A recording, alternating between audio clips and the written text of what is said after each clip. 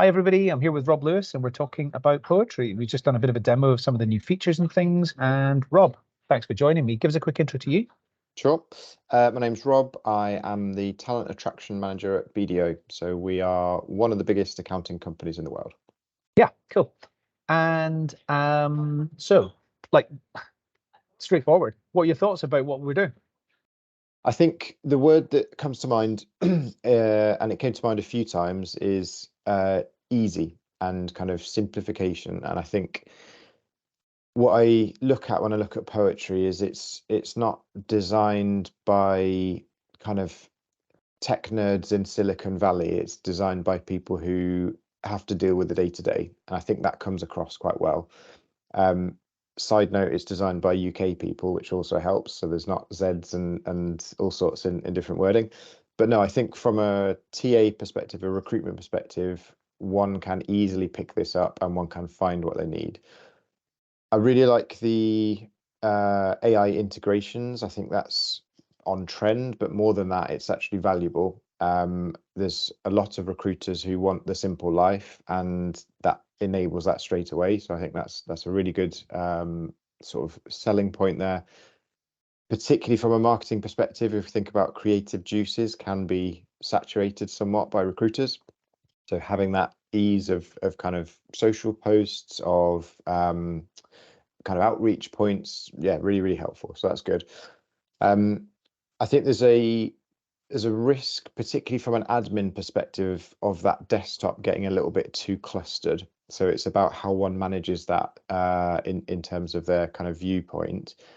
And I guess the sort of sub risk of that is, are the recruiters, are the users going to feel overwhelmed by the amount of stuff that's there? So that's on an individual basis, right? How do you determine your desktop? But no, I think it's super straightforward. I think it consolidates a lot of stuff that can be on OneDrives, on SharePoints, on whatever. So having it in a central place, in a manageable place, big tick. So yeah, overall, ease is the big word for me.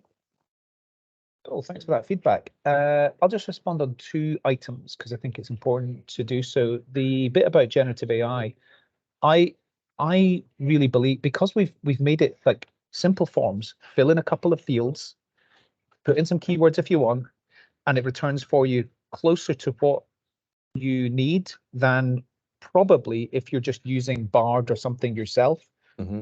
I believe that generative AI is like really powerful for individuals who have got great skills in how to use it. Mm-hmm. And I think about it a little bit like Boolean strings.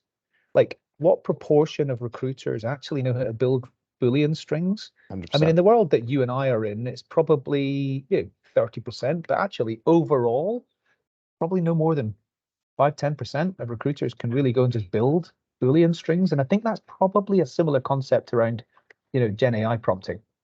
I go back to that word again of ease, of generative AI is as good as the input you provide it, right? And if you're going to put in a load of junk, you're going to get rubbish back.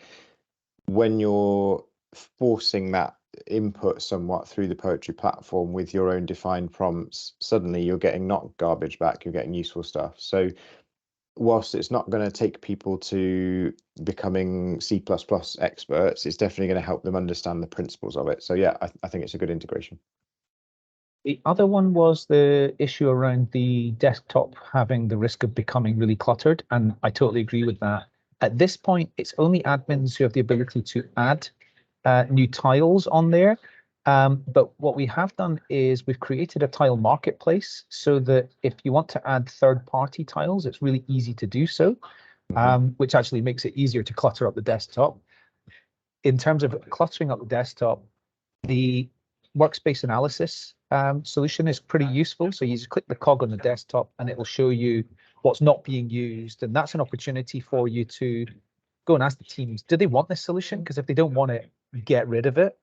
The ability to centrally control what solutions are actually available through the tiles is something that's quite important. And what we're going to be doing over time is like people's most favorite tiles, the things that the individuals use the most, they will automatically go up to the top in a like at the top, it'll have maybe 4 or 5 tiles and that will be favorites. And that'll just be based around the number of times that they've clicked on that tile as an individual. So it should, it will become more intuitive for individuals. It's become easier to find what they need that they use regularly and that type of thing. So there's quite a lot in there, but it is a risk, you're right. I think, again, I sort of banging the drum a bit here, but that ease thing comes through again, right? Because for somebody, for example, who's never used heat mapping software, who's never used Google Analytics, you're basically doing the principles of that, right? And okay, now I'm interested in what my users are engaging in, what my most kind of clicked on assets might be. So I think if we're trying to simplify recruiters' worlds, absolutely a tick box. If we're trying to use quite complex software in a manner that people can access it, yeah, brilliant. Rob, thanks so much for taking the time to join me today. Appreciate it. All right.